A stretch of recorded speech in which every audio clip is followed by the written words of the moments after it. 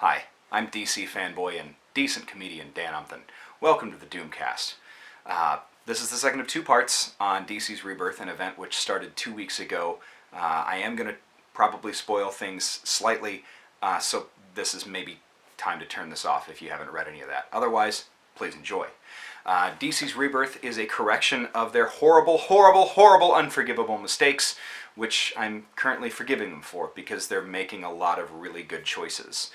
As I discussed in the last episode, it's almost always a Flash that is acting as the psychopomp of the DC universe, either bringing it back to life or killing it one way or the other, or losing their life in a process. I don't know if that's because Flash's powers are closest to Hermes and DC's doing that intentionally or not, but anyway, in this case it's Wally West Flash as Kid Flash, and he's introducing a number of elements that are coming back into DC's continuity that were eliminated in New 52, and classic Ted Kord Blue Beetle is back. Some elements that are completely new, and I'm really stoked about these, so I don't have a lot of jokes for it at all. But it looks like they're introducing another new Flash, Wallace West, the cousin of Wally West, and on top of that they're introducing a Justice Society of America that's did exist. They're establishing that it was part of their continuity. The old Dr. Fate is back, and Johnny Thunder is somewhere in an insane asylum. Classic Ted Kord Blue Beetle is back. Classic Ted Kord Blue Beetle is back. Classic Ted Kord Blue Beetle is back. Classic Ted Kord Blue Beetle is back. Classic Ted Kord Blue Beetle is back. Classic Ted Kord Blue Beetle is back. Classic Ted Kord Blue Beetle is back. Chief among those is the reintroduction of the Superman from the original DC universe, and the death of, an apparently permanent death, of the New 52 Superman. In the Superman Rebirth #1, it shows that not only is the regular universe Superman now part of the DC universe, as is his Lois Lane and his son, but also that he has a beard.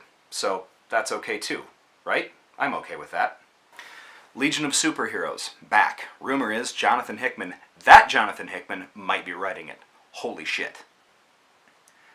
Batman. Lots of new information. The Duke Robin from the New 52 is now going to be working directly with Batman, but not as a Robin, as some dude in a really badass looking yellow suit, and we don't know as what yet, but that looks pretty cool. Also, they're putting Tom King, who wrote the incredible The Vision series for Marvel, on Batman full-time, and it's going to be coming out, like many of these books, twice a week. That's fantastic news, and it allows the writer to craft a better story, and it means that we're able to get more of what we want without more peripheral books that aren't getting picked up by DC. Probably a pretty smart decision on their part.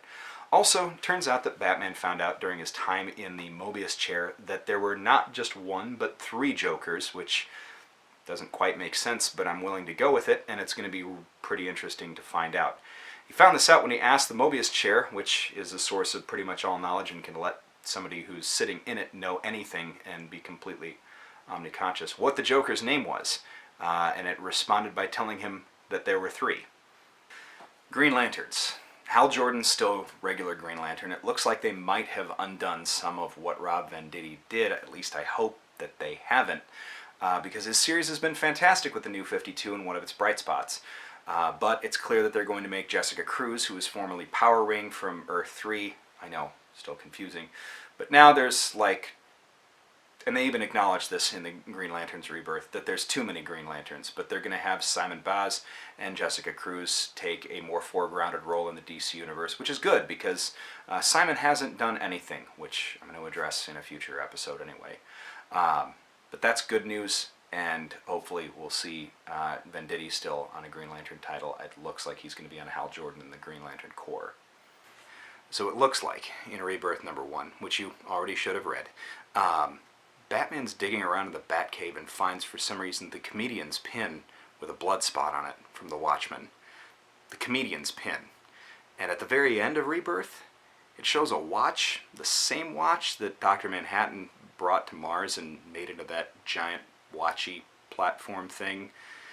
Anyway, that's there, and it seems like so is Dr. Manhattan. So it's pretty clear that they're bringing the Watchmen into the DC universe somehow, or that maybe it was a precursor cosmos to the DC universe. I can't tell. Either way, that's freaking crazy. Basically, the upshot of Rebirth is that there's a lot to be excited about, and it looks like it's pretty worthwhile. I've become kind of a calloused old DC fan because I like old DC. They're bringing a lot of that back, and it looks like they're fixing a lot of the mistakes that they'd made with New 52. But they're also introducing some new elements, and they're not throwing out what happened in the New 52 that was still good. They're also eliminating and cutting some of the fat on the books that they were not getting picked up and doubling down on the stuff that is getting picked up and producing more. That's a smart idea on DC's part. It's a smarter idea than they've been doing for 5 years, and so that tells me that they're listening to fans, they're paying attention to what works and what doesn't, and if they're not doing that with their movies, the least they could be doing is doing that with their comics, which hopefully they are. So all in all, as a DC fanboy, I'm giving it my stamp of approval. I think it's probably worth picking up. If you're not reading anything from DC right now, this would be a perfect jumping back on point, as a lot of the stuff that you loved, if you'd given it up, is probably coming back. For me, Justice Society is a huge deal. I have a lot of friends who are big fans of the Legion of Superheroes. That's coming back. So all in all, a lot to be excited for. Pick this week should be fairly obvious. Justice League 51, Flash Rebirth, Wonder Woman Rebirth.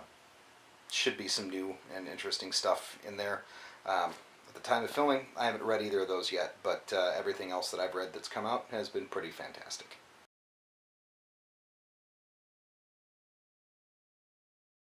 Hey.